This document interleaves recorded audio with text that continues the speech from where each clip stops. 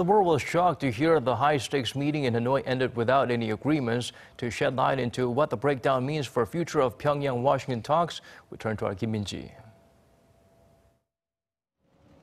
The Kim-Trump Summit 2.0 came to a close with no joint declaration. While experts generally say no deal is better than a bad deal, some point out that the latest situation indicates that top-down negotiations haven't worked and that Pyongyang and Washington are fundamentally in a different place when it comes to what to give and what to take. So what happens here on? It depends on how significant the pains of existing economic sanctions must be for North Korea.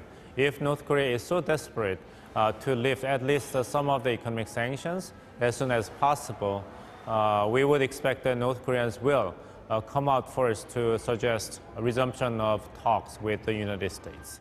During the summit in Hanoi, North Korea partly requested the complete removal of sanctions, something the U.S. was unwilling to accept. On top of that, Washington demanded more than just a dismantlement of the Yongbyon nuclear complex. There was pressure on both sides to hammer out more than they did in Singapore last year, which only reaffirmed their commitment to work toward denuclearization rather than outlining detailed steps that would ensure their objective was reached. The U.S. said that it hopes to get together with North Korea in the days and weeks ahead, while President Trump also hoped for a third summit.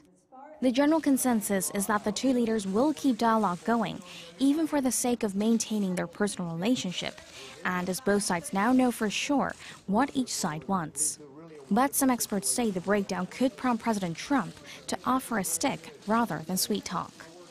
We would like to pressure North Korea to change its attitude towards negotiating with the United States. I think what it's going to do from now on is to engage in dialogue with North Korea, but also will ratchet up the sanctions on North Korea. It's going to use small sanctions, targeted sanctions against North Korean officials and entities. Pundits say South Korea's role will again be crucial in preventing a long impasse, with President Trump also calling on President Moon Jae-in to actively help mediate future dialogue. North Korea could also move closer to China, but whether they will make such a move remains to be seen, as close ties with Beijing could get on the wrong side of Washington. What's for sure is that the world will be keeping close tabs on the situation to see how it unfolds after the unprecedented breakdown. Kim Min-ji, Arirang News.